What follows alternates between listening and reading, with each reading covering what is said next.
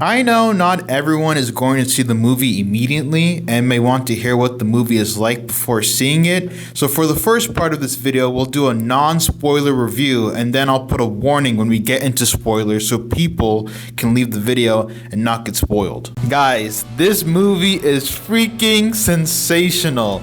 The movie aims to be the biggest but most tear-jerking Spider-Man movie. There's a lot happening in this movie which reminds me of Spider-Man 3 and The Amazing Spider-Man 2. For context, there's the Punisher, Hulk, the Hand, Boomerang, Tarantula, Scorpion, Peter's relationship with Ned and MJ, the mystery of the mystery villain, Peter's mutation, etc. But luckily, with the amount of stuff going on in this movie, it doesn't crash and burn. Aside from a few loose ends for the villains, they tie up everything else by the end of the movie. There is a little nitpick for me with how the movie looks. Sometimes the city looks really gray meaning it didn't have enough color.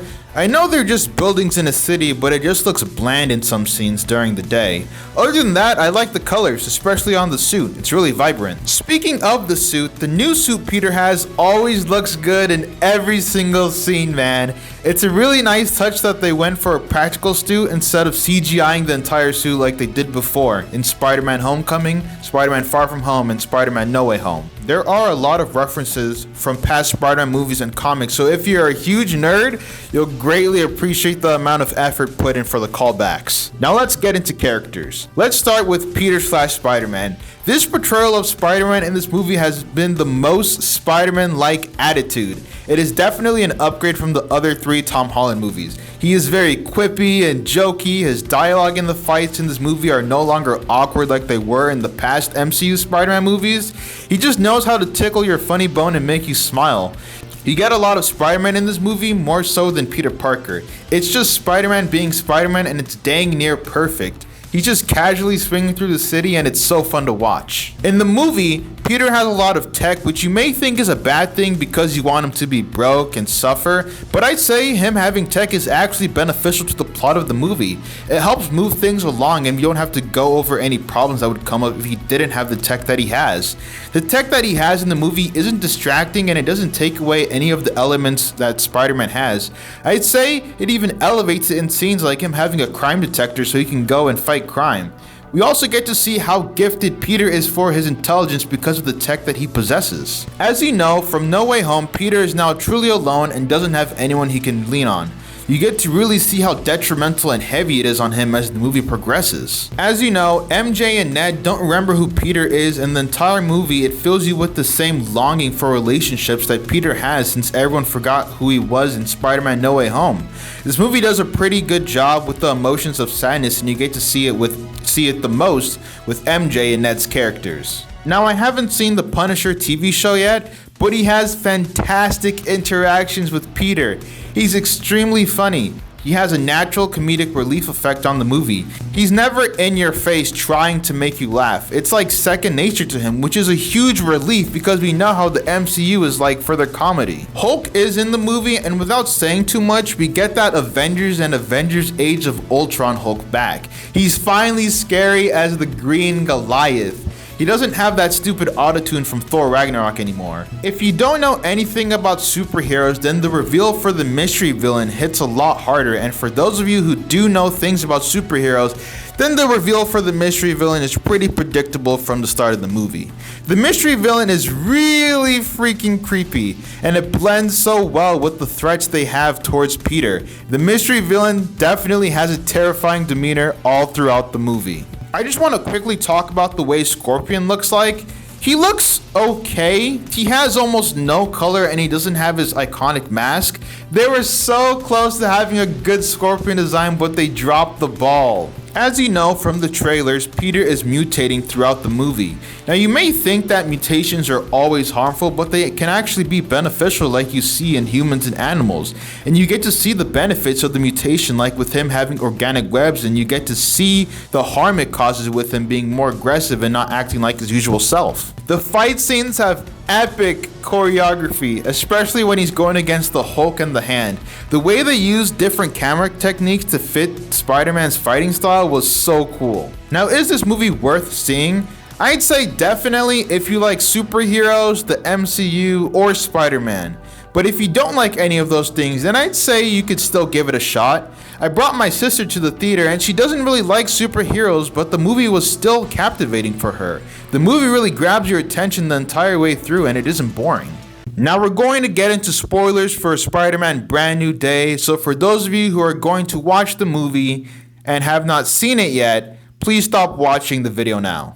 Let's talk about the big fat elephant in the room.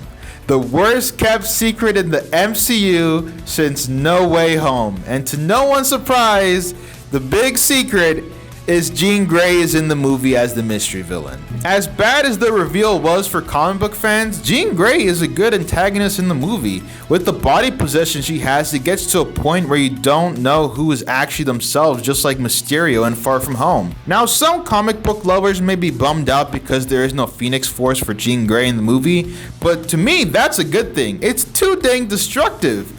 The movie would have been over and Spider-Man would have died if Jean Grey had the Phoenix Force. The entire movie, Jean Grey is going around the city trying to get into damage control to figure out what happened to her sister, Sarah Grey. And once she finds out she was killed after being experimented on by William Metzger, she snaps and sets out to kill him. What makes Jean Grey so interesting is that she's a broken character. She's had her sister killed and her mother didn't want her and her sister after they got their powers. Jean Grey thinks that people with powers don't deserve a normal life, they don't deserve friends, and they don't deserve a family. She grew up knowing that.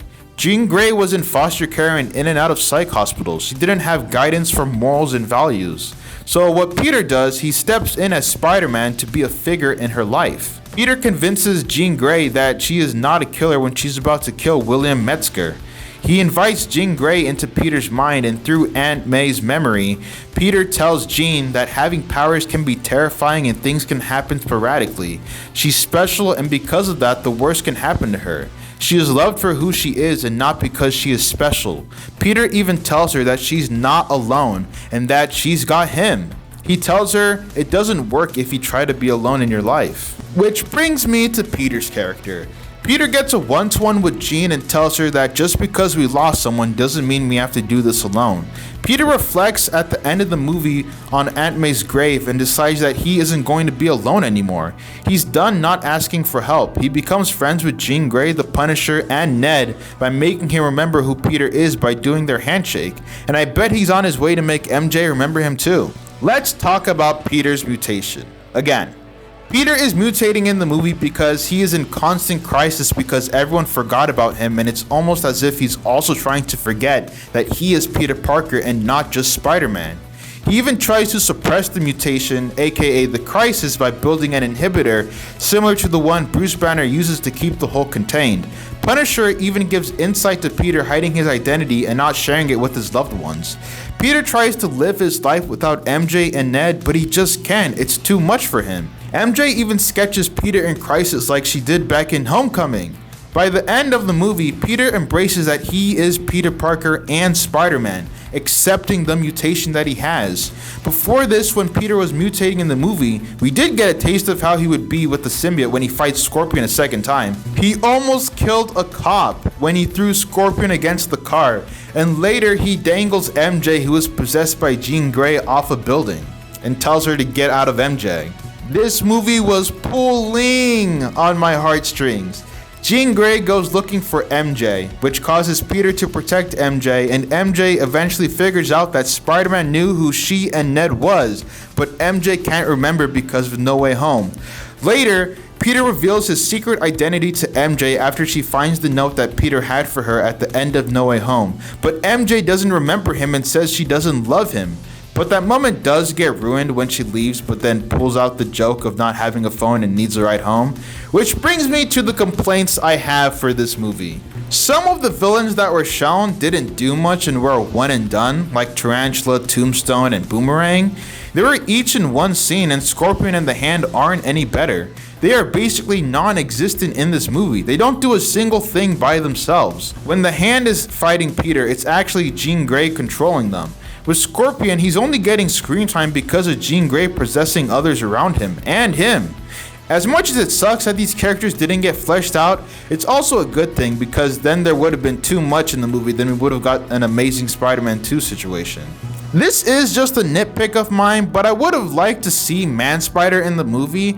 If he's going to mutate and have those black eyes like a spider, you might as well just show Man-Spider. There were times where Peter just wasn't saving people in the movie. During the tank chase at the beginning of the movie, he wasn't saving the police cars that were getting blown up by the tank. He just lets he just lets them get blown up and then keeps going after the main tank. And later, Peter lets an innocent guy get hit by a taxi when he's talking to Jean Grey, who possessed the innocent guy. At the end of the movie, it doesn't explain where Jean Grey is going, even though she created that new bond with Peter. She's just kind of doing her own thing, but I wish they really explained what was going to happen to her next. But yeah, those are my thoughts on Spider-Man Brand New Day. I don't remember all of it, but I remember a good chunk.